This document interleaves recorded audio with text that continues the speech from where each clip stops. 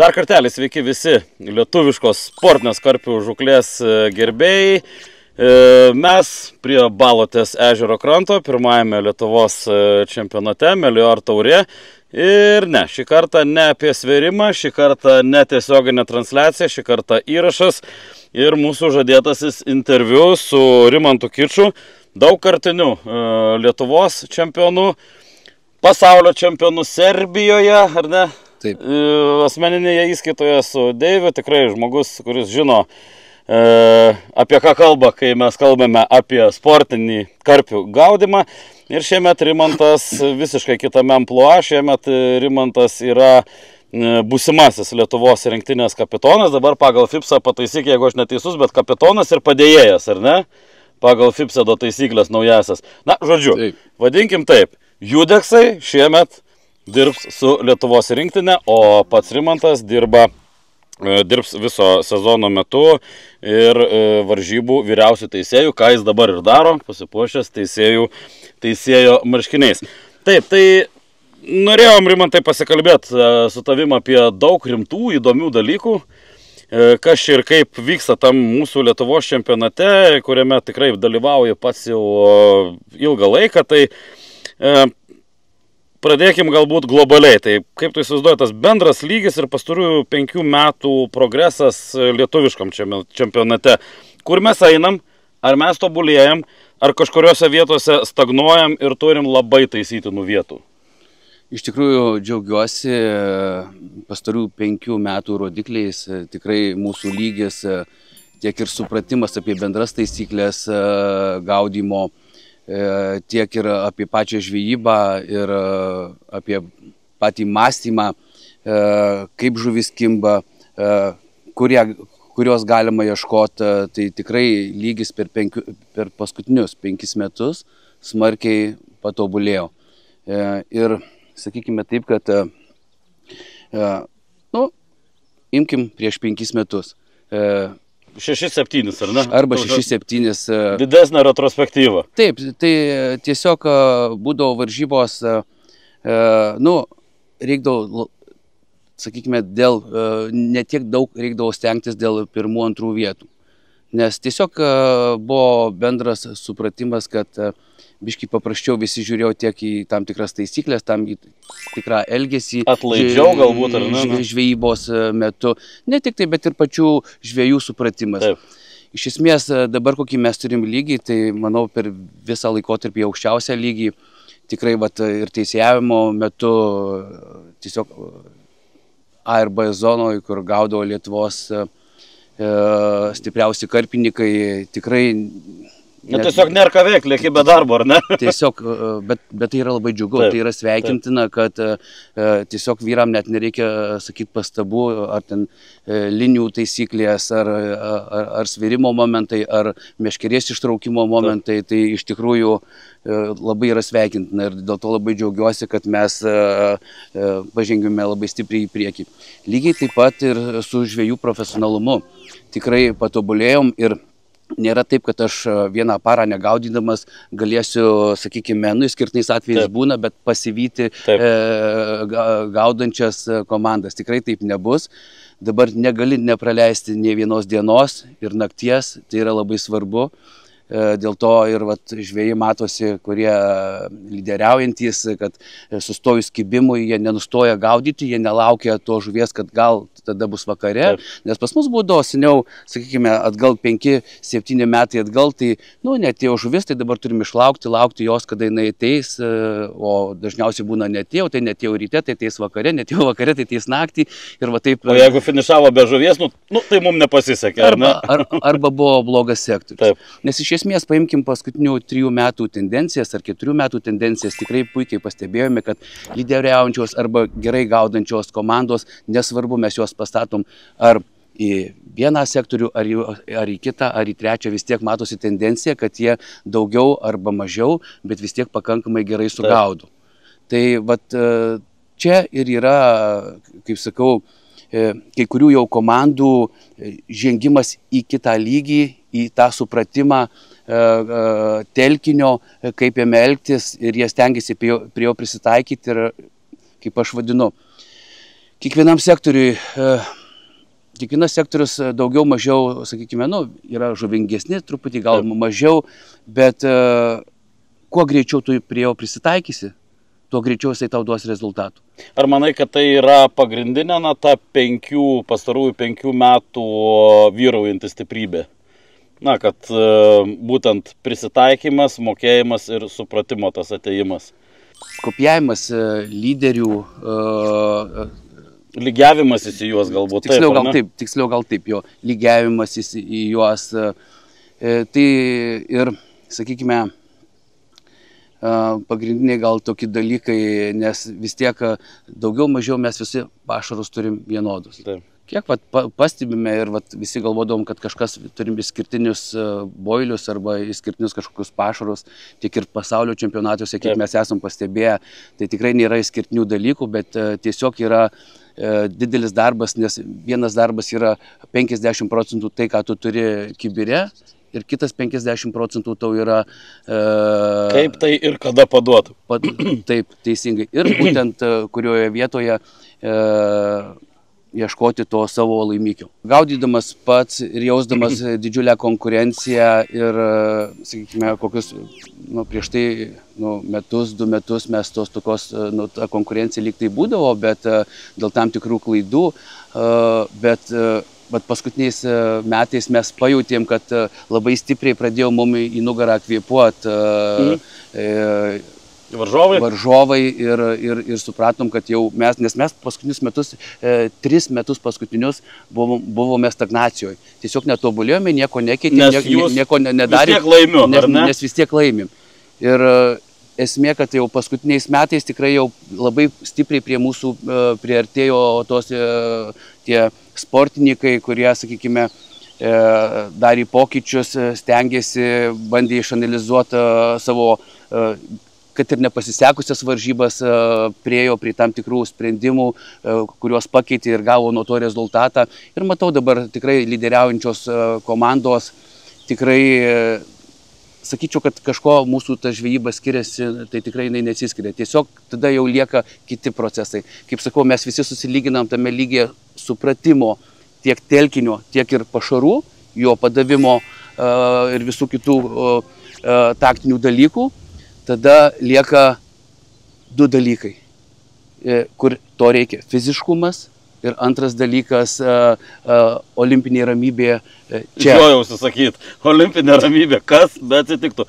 Tai ką, matom, kad iš tikrųjų iš tavo kalbos, kad patys sportininkai verčia vieni kitus tobulėti, ne tai, kad aš dabar darysiu viską, kad būčiau tobulas, ar ne, o patys sportininkai, kaip minėjai, jeigu tik tai pradeda lipti ant kulnų, supranti, kad jau praėjo tie laikai, kai pabėgsiu lengvai ir lygiai tą patį galima sakyti apie visas komandas. Taip, tai jau yra detalės, sakykime, seniau daugiau baziniais dalykais remdavomės, o dabar jau yra detalės ir labai smulkios detalės, kurios leidžia tau laimėti. Dėl to, kad, sakykime, jeigu pastebėjus mūsų komandos paskutinių kelerių metų gaudymo sistemą, tai visur išlikom, visur pas mus buvo stabilumas.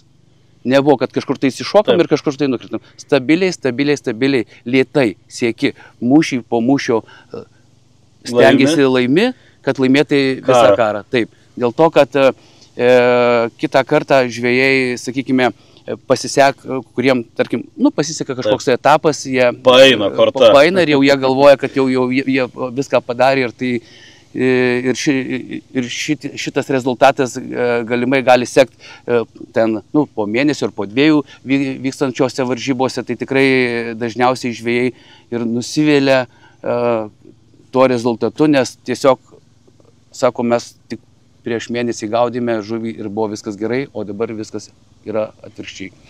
Tai tos komandos ir lyderiauja ir gaudo, kurios supranta, kad kiekviena para ir kiekviena minutė gali...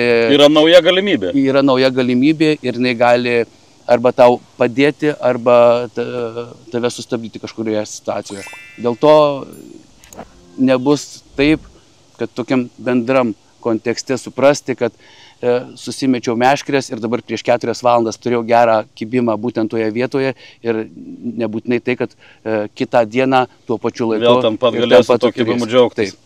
Kaip pats vertini šio sezono formatą balote, kintai balote ir kiek naudingos informacijos bei patirties toks formatas mums duoda? Formatas iš tikrųjų yra geras, nes jeigu vertinant, dėl ko jisai yra geras toks formatas, dėl to, kad toks kaip balotė formatas ir telkinys leidžia mum tiesiog pagalvoti ir ne tik tai pasiremti jėga ir kad kuo toliau numesiu, tuo daugiau pagausiu žuvies.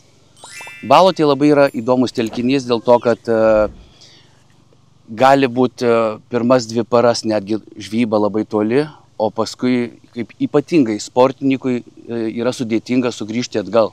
Arba netgi toks gaudimas, kuris nekartą pas mus yra buvęs, gaudimas gerokai prieš pašarą ir ten 30 metrų prieš pašarą. Atrodo, 2 paras įdirbinėjai, tai tiesiog, atrodo, logiškai tokiais dalykais negalėtai remtis, 2 paras įdirbinėjai savo gaudomą tašką ir tiesiog po 2 parų jisai, kada paskutinę parą turi geriausiai užsikurti, jisai užgesta visiškai.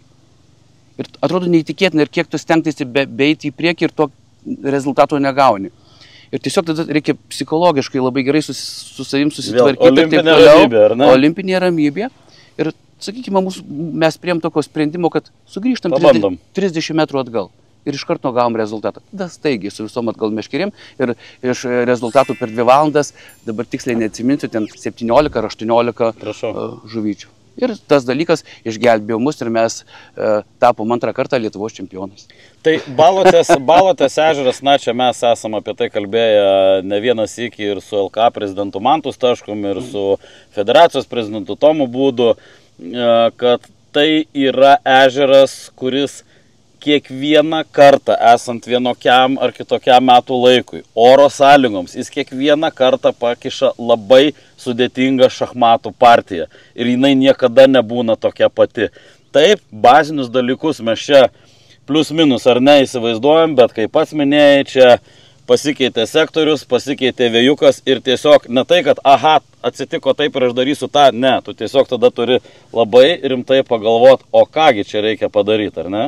Taip. Ir čia plačiaja prasme visam čempionatui, visoms komandoms tai yra smegenų lavinimo varžybos, kad jeigu išeis kažkas į pasaulį, kur susirinks dar daugiau kietų komandų, kad tą šachmatų partiją sužais su jais ir būtų žais pranašesniu. Tai dėl to ir balotė tą ir lavina stebėjimą vandens, elgsenas žuvies ir migracija. Tai yra labai svarbus dalykai. O toks telkinys jau kaip kintai daugiau lavina jėgą, nes, sakykime, yra pasaulio čempionatuose, kur reikia panaudoti labai daug jėgos. Šiais metais bus pasaulio čempionatas Kroatijoje. Ten, sakykime, bus taip, kad bus 2 zonos bus ten, kur reikės panaudoti pakankamai daug jėgos. Apie tai mes dar šiek tiek vėliau. Gerai, dabar dar likim balotį, nespoilinam. Dabar kalbam apie tai, bet jo, girdai, formatas tavo galva yra tinkamas, kad vis tik tai daugiau reikia lavinti galvą, o bicepsus galima ir su bicepsai sporto salėje padirbėti, ne? Labai teisingai, dėl to, kad maždaug, kad tu būtai tobulas, turi būti 50% čia ir 50% čia. Ir tada įsisavinti tam tikrus procesinius dalykus ir tada daugiau mažiau tu esi tobulas. Supratau, jo, visi mes čia tobuli, viskas labai, kokie 2 matot. Taip, gerai, dabar žiūrėk, nesijaudink, be jokių asmeniškumų, be nieko, mes čia visi bičiuliai pažįstami, daug metų ant kranto pratrepsėję, tai jums šį sezoną pasitraukus, dėl savaime suprantamų priežasčių, tavo manimu, top 3 komandos galinčios patraukti šių metų Lietuvos čempionų titulą. Kodėl ir kur stipriosios jų pusės? Top 3-tukas, labai būtų sunku. Nesakau, kad 1 vieta, 2 vieta, 3 vieta. Vat kurie yra tavo galva realiausia, be jokių asmeniškumų. Tiesiog pagal stebėsiną, pagal matomą jų profesionalumo lygį. Tai pirmoje vietoje būtų, galvoju, nu nesvarbu, neskirstom vietų, bet aš galvoju, kad tai būtų Širvė, antroje vietoje Aiki Baits komanda ir trečioje vietoje matyčiau gal daugiau visi. O į trečią poziciją visi likę 18, ar ne? Visi. Tai išskirtum kol kas tas stipriausias komandas tavo akimis? Dvi komandos, bet čia ne dėl to, kad... Širvė, Aiki Baits ir Aiki Baits. Taip, dėl to, kad... Kur stipriosios jų pusės? Stipriosios pusės yra tai, kad jau jie supranta žuvies, daugiau mažiau žuvies migracijos kelius, jie neužsistovi vienoje, kaip matau, praeidamas tikrai matau daug sportininkų, sakykime, kurie tiesiog korekcijas atlieka arba jas neteisingas atlieka, arba būtent atlieka ne tuo laiku, kada jas reikia atlikti, dėl to jie negauna rezultato. Tai, o šitos komandos, sakykime, jau yra įsiciklinę. Įsicinkinę, cinkelį tą pagavę, ar ne? Cinkelį, būtent kuriuo momentu žuvis kerta tam tikrą migracijos kelią. Dėl to... Nekartą tu pats minėjai senuose interviu, kad tai yra labai svarbu. Ir tiesiog iš šono pažiūrėjus, kas, sakykime, kaimynai, jie nemato kažkokių tai išskirtinių dalykų, sako, jie nemato, kad jie toliau... Nemato tų detalių, kaip minėjai, tų smulkmenyčių. Jie smulkių detalių nemato. Jie mato tik tai pagrindinės detalės, kad, sakykime, jaukina ten vienas taškas ir nelabai visai toli. Ir ten, sakykime, ir viena, ir kita komanda, atrodo, visiškai per daug nesistengia ir jiem labai sekasi. Bet jie nemato to pagrindinio darbo, kiek jie dirba su įrankiais, būtent kokiais atstumais ir kiek. Nes kartais Balotis ežeras įdomus yra tuo, kad kitą kartą netgi ir 2 metrai gali lemti labai daug. Supratau, na tai ką, Širvė, Aikiai. Dirbam. Matom, kaip gražiai kovoja čia pirmajame etape. Melior taurė, tikrai, laukiam finišo, nes manau, kad mes čia dar siurprizų atšilus pasitaisimus orams pamatysim. Gerai, Rimantai, asmeniškas klausimas, tai dabar jau riešk. Na tai kaip jautiesi pats dabar kitoj barikadų pusėje? Nedreba širdis, kai eini per sektorius, matai dirbančias komandas, traukiamas, veriamas žuvį. Apsisprendimas tikrai buvo labai sunkus ir ilgai labai galvojau. Bet čia vardan tos Lietuvos, tęsim. Taip, buvo tikrai labai sunkus, nes dar ilgą laiką nesupratau, kodėl taip viskas vyksta. Jau lygtais pasižadėjau savo ir pažadėjau kitiem, kad būsiu tuo rinktinės kapitonu, bet aš iki šių varžybų starto, kada iššovėm raketą, tai tik tai tada supratau, kad viskas ir varžybos prasidėjo ir juose mūsų nėra. Tai tiek psichologiškai susidėlioti reikėjo mintis, tikrai nebuvo lengva. Iki to viso laiko aš fiziškai ruošiausi... Dalyvauti, ar ne? Nors žinau, kad nedalyvausiu. Įrankiai paruošti jau nuo sausio mėnesio tobulai. Pripirkta ypatingai dar kitokių papildomos įrangos, sakykime, kad gerinti tolimą metimą, gerinti kitas savybės, nes, kaip ir minėjau prieš tai, viskas jau sueina į detalės, nes tik tai iš detalių tu išgauni tą geresnį rezultatą negu kiti, nes, kaip ir kalbėjom apie bendrą visumą, kad daugiau mažiau visi gaudau pakankamai gerai. Tai lygiai taip pat mano kolega Deividas Sabonis, kuris lygiai taip pat žino, kad jau nedalyvaus. Bet valus žiemą persiviniojo, ar ne? Čia jau valai buvo mano tema, bet jisai visus pašarus turi ir sako, turimai, sako, įsivaizduoji, kad jis man dar prieš čempionatą skambina trečianį. Sako, Rimai, žinai, kad mes, pavyzdžiui, dabar galim važiuoti ir dalyvauti, nes mes viskam esam pasiruošę. Kabliukų prisirišę, sistemos ruoštos, meškerės sutvarkytos, viskas pasiruošta, aš fiziškai pilnai pasiruošęs esu ir pasirodo, kad, žinai, bet nieko nepadarysi. Tiesiog atėjo toks laikas ir jeigu matau, kad galiu ir stengsiu, kiek įmanoma padėti ir perduoti savo patirtį Lietuvos rinktiniai ir, sakykime, matydamas, ką mes galėtum padaryti geriau ir mes stengsimės tą dalyką padaryti geriau, O padės tai ir ne, parodys laikas, bet mes tikrai žinom, kad tiek tu, tiek Deivis, tiek visa rinktinė, ten važiuoja tik dėl vieno tikslo, vieta yra viena ir, pirštai sukryžiuoti. Dabar tik tai laukiam, kas išeis į čempionatą. Žiūrėk, gerai, kad jau kalbam apie čempionatą, tai vis tik tai apie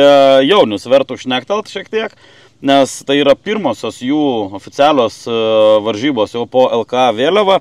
Ir fainai, turim 8 komandas, galima pasidžiaugti, kad bus jau galima, yra kam perduoti patirtį, nes vis tiek anksčiau ir vėliau pradės smėlis iš rūros birėti, ar ne? Tai, ką dabar matai, nuėjęs į jų sektorius, į jų, kas vyksta jų varžybose? Iš tikrųjų, tikrai jaunimu labai džiaugiuosi, nes matau jų entuziazmą, užsidegimą, adrenaliną, ypatingai dar po starto, aišku, dar tokių keletą korekcijų buvo, bet iš esmės po starto jų pagauto žuvys ir pati emocija, tikrai fantastika, ta prasme jaunimas tikrai užsivedęs dirba ir jau vakarykštė diena, kada lankiausi pas juos sektoriuose, tikrai nudžiugau.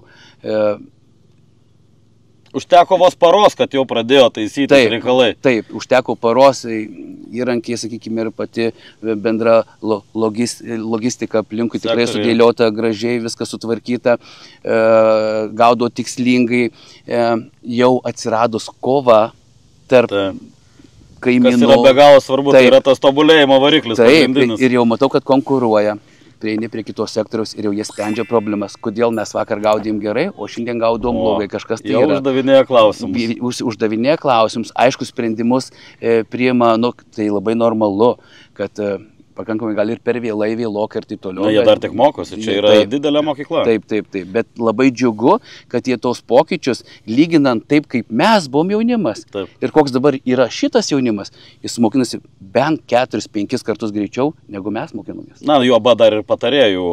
Jau dabar turim tikrai galinčių patarti, ne iš lempos, ar ne, pasižiūrėjus vėjo kryptį, o tiesiog jau, ir pats tikrai nepagailėjai patarimų, matei tokių ir grubių klaidų, ar ne, kur ne iš piktos valios, bet pirštukų pagrumojus, man atrodo, jau išmoko labai greitai, ar ne? Užteko vieną kartą pasakyti ir pasaka. Džiaugiamės, kad mūsų jaunimas toks gudrus, laikom kietą, tai trumpai tą jaunių perspektyvą kokia jinai, kaip matai? Lietuviškame čempionate.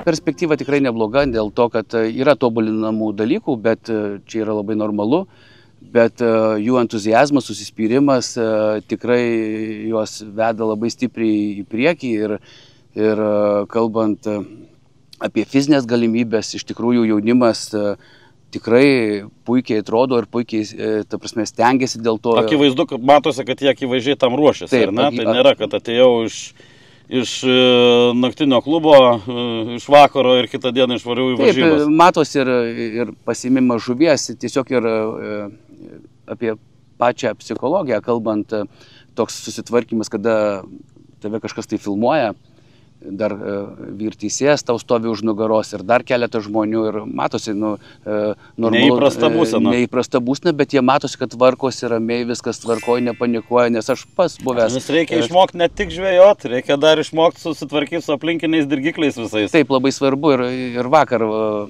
apie 11 vakaro buvo pas juos nuvažiavęs ir ten šioks toks buvo susikirtimas linijų, ten su moterų komanda, bet ten labai menka problema, viskas ten buvo kaip ir tvarkoj. Ir tokia vienoj komandoj, sakykime, ten nelabai sekėsi ir matosi jau tokie dirgikliai, tai aš juos paraminau, sakau, viskas tvarkoj, darykit kaip darot viską įprastai, ramiai, užkipsta jums žuvis, nestresuokit. Yra, bet jie dėliojasi, tvarkosi, viskas gerai. Dėl to labai tikrai džiaugiuosi, nes mūsų jaunimas, tai ką matau, tai tikrai yra stiprus, Ir džiaugiuosi ir manau, kad dar kokį metai laiko ir jeigu jie tikrai išsilaikys, neišsibėgios, jie išliks komandose, tai tikrai bent dabar, ką aš matau, 4 komandas pakankamai stiprias. Galime vežti pasaulio čempionatą. Kurias jau galima ruošti ir vežti į čempionatą. Na, puiku. Džiaugiuosi tavo šią žinutę ir na, tai kad jau kalbam apie tą sezoną dabar, ar ne, tai šnektelkim ir apie moteris. Mūsų moteris merginos, priminsiu, čia pat Balotės ežere pernai jau pirmą kartą sudalyvavo savo pasaulio čempionate, turėjome ir medalius, viskas labai fainai ir, na, girdėjau tavo paties išsakytas mintis, kad ten tobulėjimo kreivė jinai gal net greitesnė ir spartesnė negu pas vyrus, nes dabar jau jos moteris merginos atėjo jau įveikiančią didelę žinių sistemą. Ir joms labai daug ir greitai yra paduodama informacijos ir tas progresas bėga 7 myliais žingsniais. Moteris iš tikrųjų nustebino tikrai, bet iš karto pasijautė, kad jau su jom yra padirbėta ir ten apie korekcijas kažkokias arba kitus dalykus, tai tikrai nebuvo ką kalbėti, ten tiesiog tik tai pasižiūrėjau, paklausiau, ar kažko trūksta, netrūksta, ar viskas gerai, ar linijos geros, viskas ten pas jas yra labai gerai, bet kas labiausiai nustebino moterų ramybė, kaip jau lyg tai eini pro vyrų zonas A ir B zoną ir jauti įtampą ir matai, kam nesiseka, matai įtampą. Tai moterys visiška ramybė, mane tas nustebino, kaip galvojau, kad moterys turėtų stresuoti, panikuoti, kaip įprastai. Kaip moterys, ar ne, kaip mes suprantam vyrai. Bet mane labai nustebino, jos labai ramiai, ateis, viskas tvarkoja, mums pirmą parą tas, mums anas, mums kitas, žinai, ir toks visiškai be streso, tai tas mane tikrai nustebino. Ir tai jau yra pusė darbo varžybose, be panikos ir dirbam. Tai yra labai svarbu, nes bet ir iš vyrų matosi dabar keletas komandų, kurios nesugauna žuvies, pradeda panikuoti, pradeda daryti korekcijas, netinkamas korekcijas. Dažniausiai toks paprastas, menka tokia žinutė yra kartais, tas korekcijas darai dieną tas, kurias reikia daryti naktį, o naktį daro tas korekcijas, kurias reikia daryti dieną. Tarsi stresas kitą kartą, na, jisai sugadina tą blaivų protą paprasčiausiai. Ir atrodo, tu žinai, ką daryti, bet gali padaryti visiškai atvirkštinį veiksmą. Labai teisingai, mes N kartų buvę šitoje situacijoje ir tiesiog tada ramiai nusiraminam. Ir ką mes jau jeigu negalim taip jau būna kokią antrą parą arba trečią parą, tu esi visiškai pavargęs dėl to, kad kartais sunku paaiškinti, ką tu nori pasakyti, būna ir tokių dalykų arba situacijų, tai tiesiog pasimam lapą ir braižom ir sakom, tarkim, tokia ir tokia situacija, arba taip ir tas ir tas. Ir tada vienas kitą, sakykime, vizualiai matai, tai tada lengviau apsispręs, bet sakykime taip, kad save raminti šituose varžybose reikia, nes dėl to... Save valdyti, ko gero. Tiksliau gal neraminti, o valdyti reikia tam tikrose situacijose. Ir jeigu grįžtam prie moterų, tai moterims tas, kiek suprantu, gaunasi puikiai ir tai jau yra nemaža darbo dalis, ta sporto psichologija. Taip.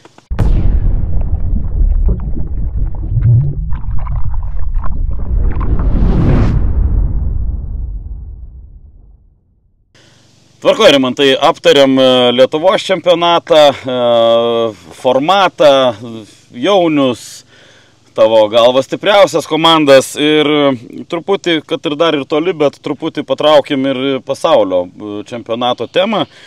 Tai nors bendram FIPSEDO reitinge 5 metų esame 5 vietoje, tikrai labai aukštoj pozicijoje, tarp ten 39 berods klasifikuotų komandų, bet, neretai, mums iki tų medalių amžiais pritrūksta, tik truputuką, tik šiek tiek. Kaip studentui paskutinės nakties. Jo, kaip parą pusantros laikom pirmą vietą, ar ten kažkokią jau ten prizinę vietą, medalinę vietą, ar ne, kai aš kalbu apie komandinę įskaitą.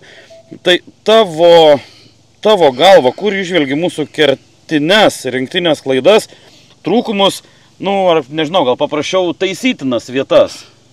Jeigu, 2-3 metų retrospektyvą žiūrėtume. Taip, aš jau berods 6 metus, mes 6 praeitais metais, man atrodo, dalyvavom metus pasaulio čempionate.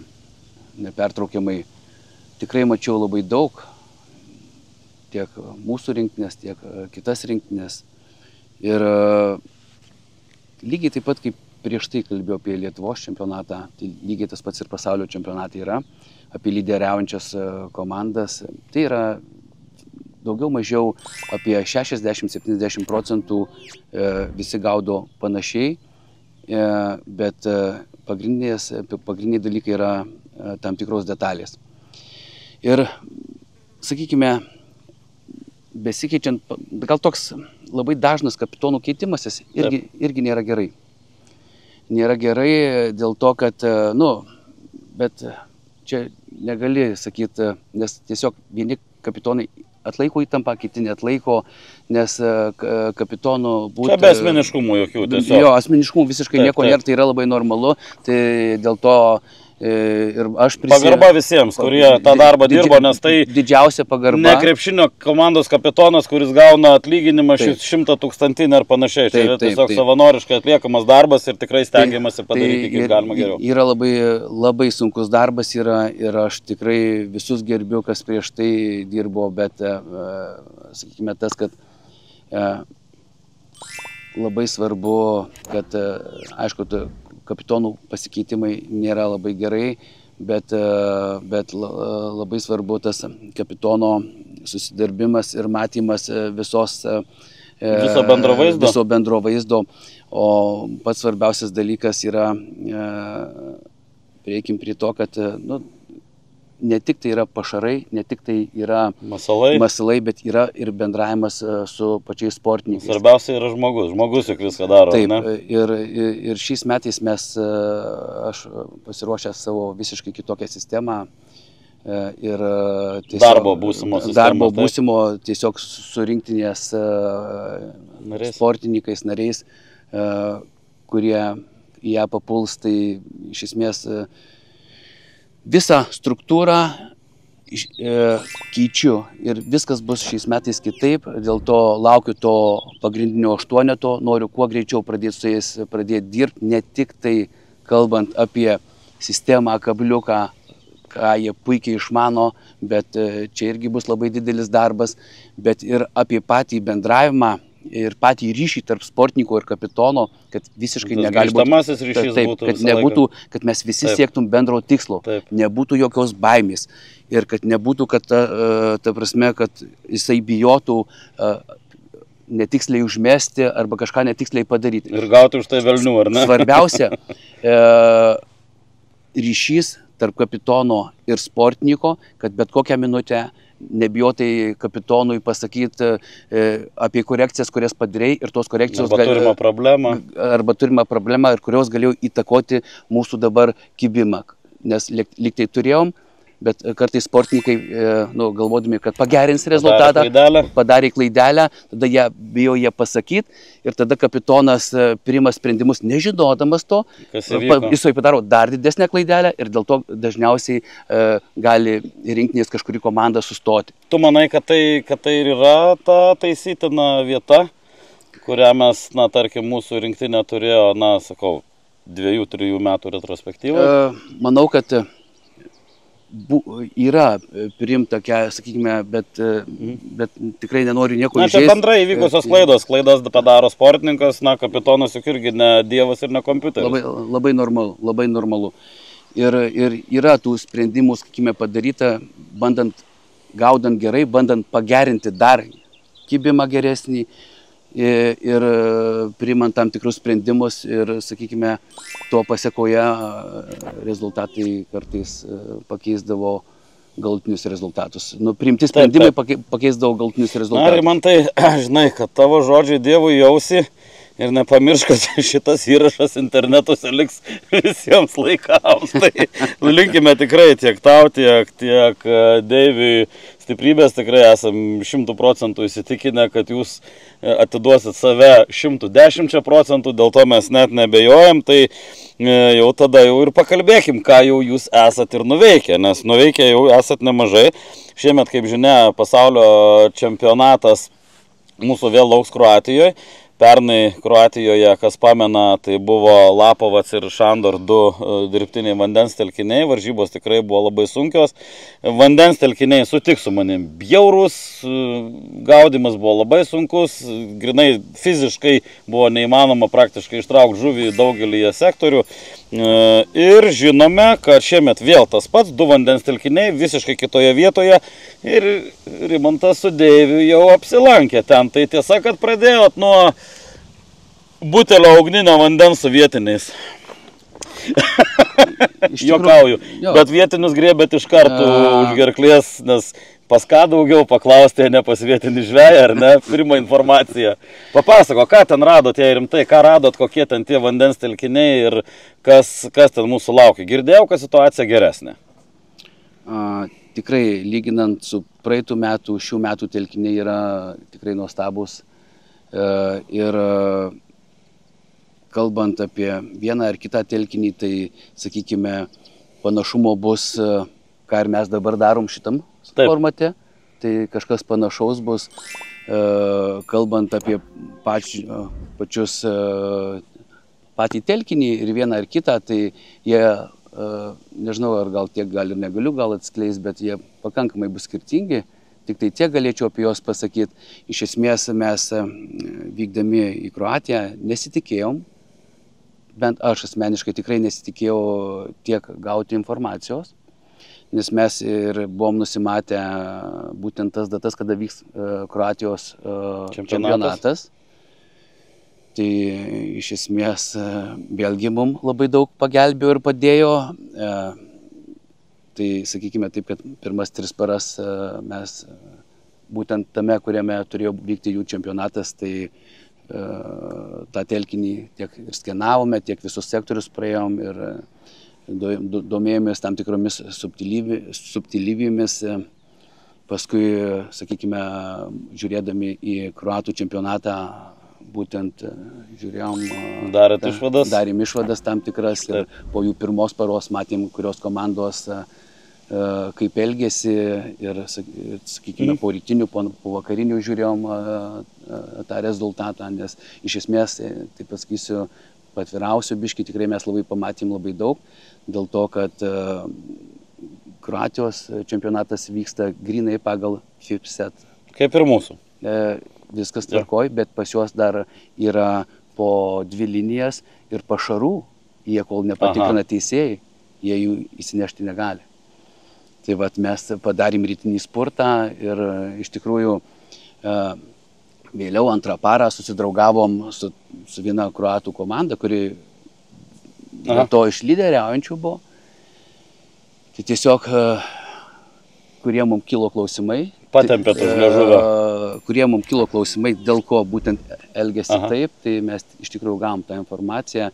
Aišku, ruduo dar labai yra toli, bet tikrai labai daug įdomių dalykų sužinojom ir tam tikrų cinkelių, nes tiesiog ir pasaulio kroatų Daliboras, lyderiaujantis pasaulinė žvaigždė, labai jį daug stebėjom ir jis priminėjau tam tikrus irgi sprendimus ir man kai kuriuose vietose buvo labai keista, bet irgi išsiaiškinom tam tikrą. Po to jau, kai į lentyną susidedi viską, tada pamatai, kokia čia ta tvarka pas į lentyną. Tai iš tikrųjų daug labai sužinom ir apie vieną, ir apie kitą telkinį. Labai gerai, kad pasisekė, susidraugavom su vietiniais, dėl to, kad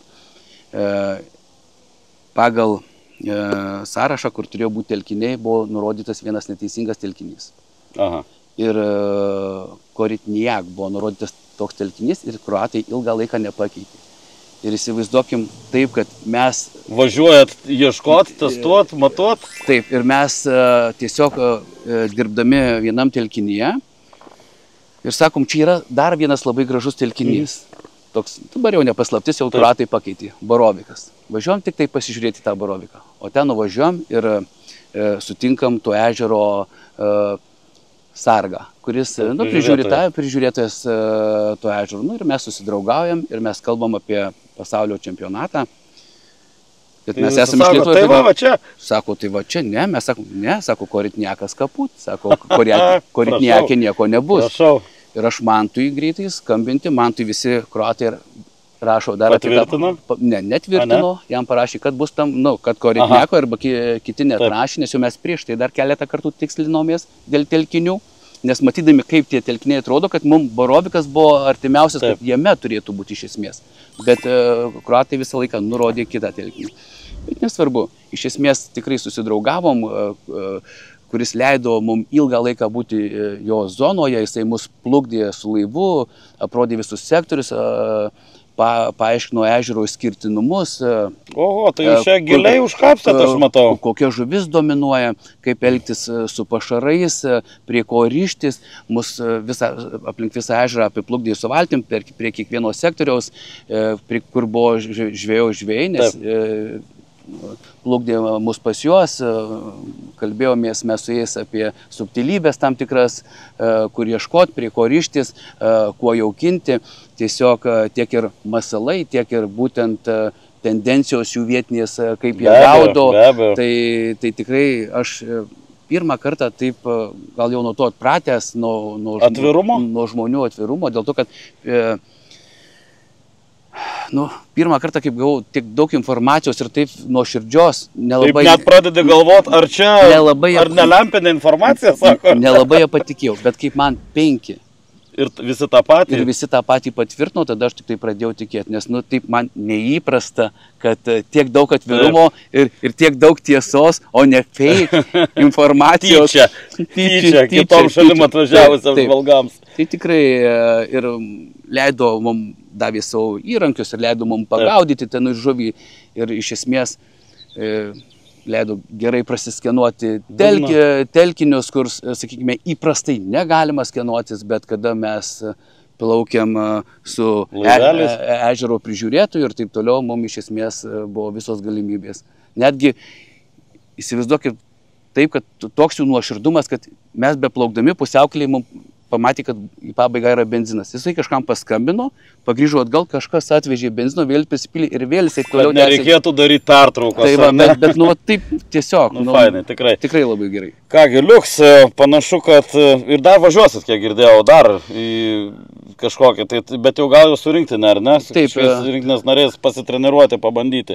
Tai labai džiugu, kad tiek minties ir darbo jau yra įdėta, kai mūsų Lietuvos čempionatas netgi dar nebuvo prasidėjęs, jau turime įvairiausios įdomios informacijos ir aš tikrai žinau ir tikiu, kad mūsų rinktinės vadovai, asociacijos vadovai dar tą informaciją renka, kasą digina iš visų kampų.